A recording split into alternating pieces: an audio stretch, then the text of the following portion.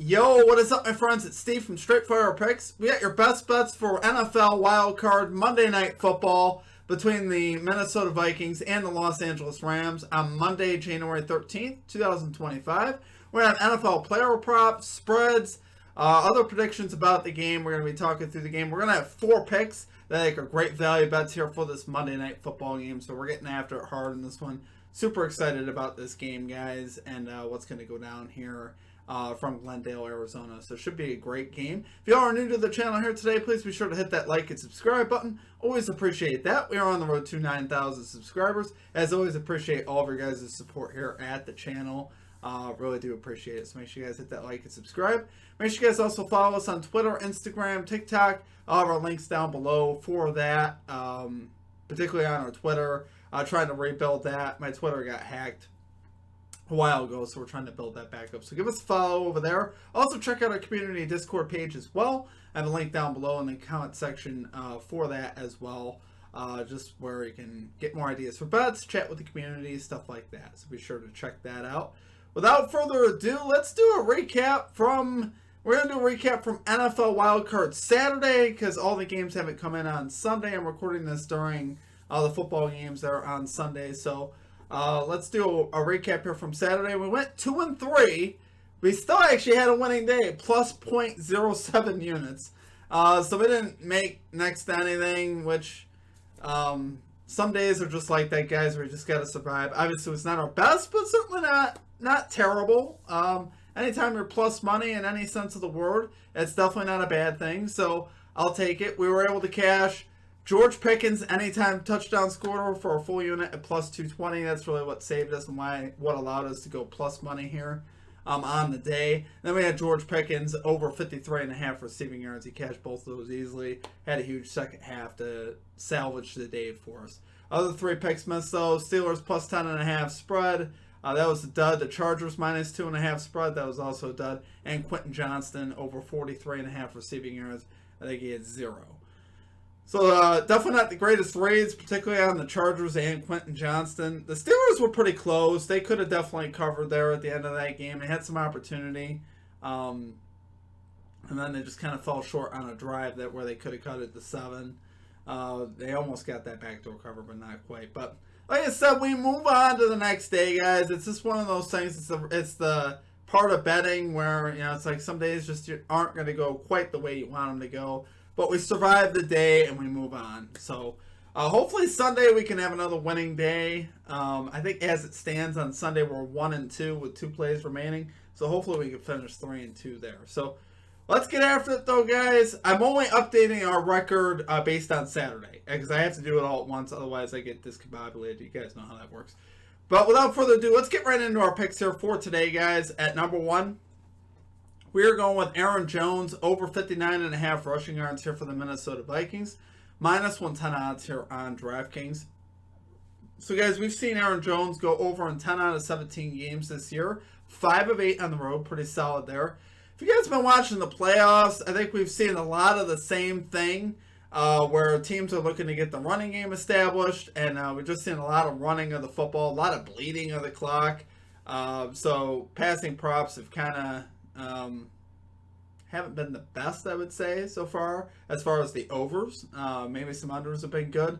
I think Josh Allen did finish with 272. I don't know how he got to that mark by the end of that game because it was a blowout. I was a little surprised to see that he hit some big throws down the field. But for the most part, we've seen the running game really dominate. Even for Buffalo, the running game was extremely dominant. James Cook over 100 yards and Josh Allen also ran the ball very effectively as well. So, seeing a lot of running of the football. I think we'll see that here from the Vikings. If you guys caught the Vikings last week, they were absolute dog water.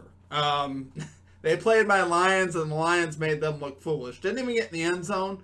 And one of the big things I took away from that is they didn't get the running game really established in that game. I think they're going to really try to establish it here with Darnold's struggles from last week.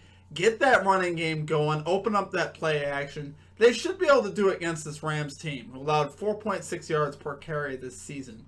So the Rams are a bit vulnerable, just really all around defensively.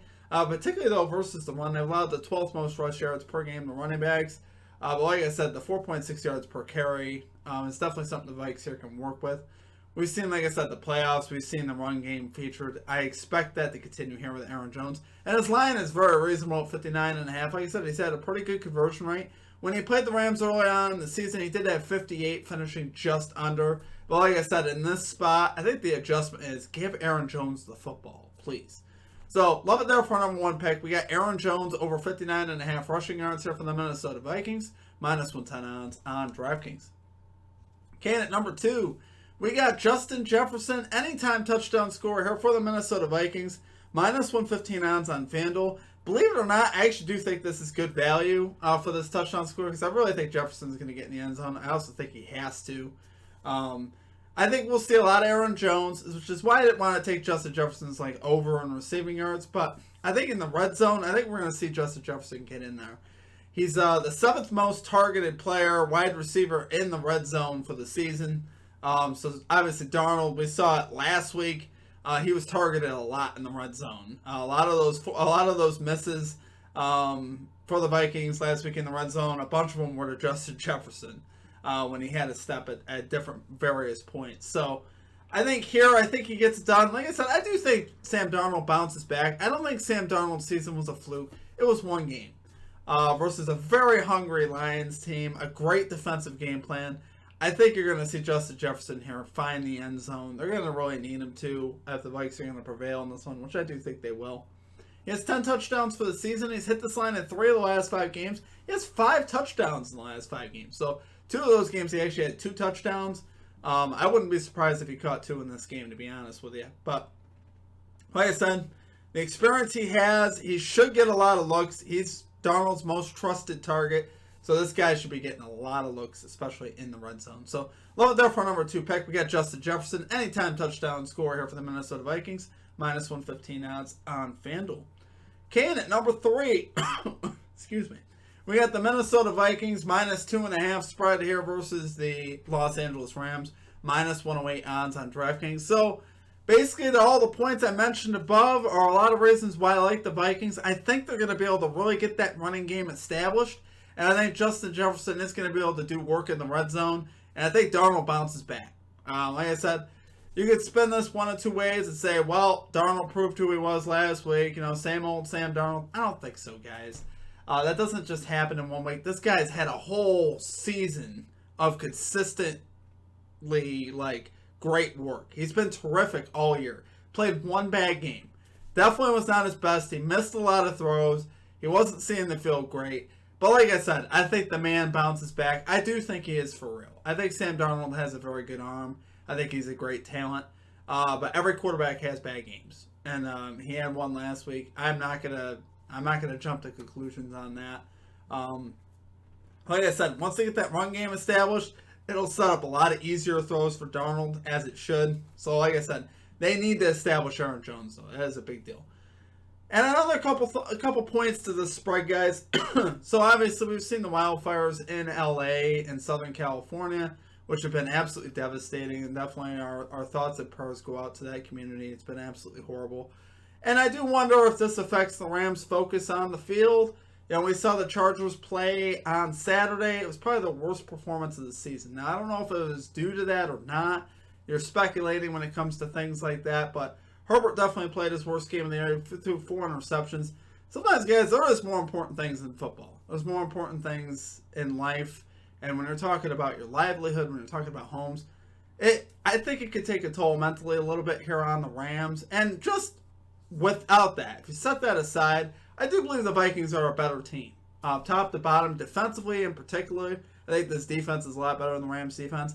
And even offensively, with Addison and Jefferson, I think they're very comparable to the Rams at the very least, with Aaron Jones and Wade Darnold's played this year. So I think, what the Rams are running into here, they're running into probably the best 5 seed in NFL history. Vikings have 14 wins. So I think they will be able to get this done. This game isn't even at home now for the Rams, which is honestly unfortunate.